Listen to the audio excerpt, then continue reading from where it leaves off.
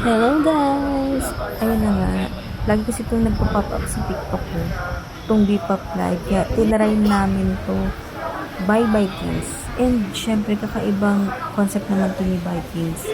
May mga entertainment na ganyan. Kung ito siya sa loob, sobrang pang entertainment ka lang. And then mabubusog ka. Hindi siya sobrang crowded kasi kailangan mong mag-reserve dito by online. Pwede din naman mag-walk-in kasi hindi naman ganun talaga crowd yung tao.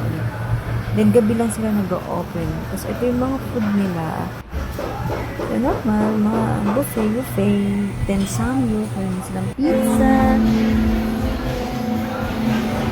Ay, then yung mga ano nila dito, staff nila dito. Talagang lalapitan kami na sa table. Kasi sabihin nila na kung pwede sila na lang yung mag-grill or sa'yo, mag-serve ng food, kahit nakabuffet siya. And quality din yung food nila, masarap. For me, hindi ko na sinasabing masarap diba sa inyo. Sa inyo na yun. And ito yung mga food. Sa amin solid for yung mga invitation ng mga pasaya. Ayan na yung pa-culture ng friends. And ayun lang, try mo din siya. Ayan pa.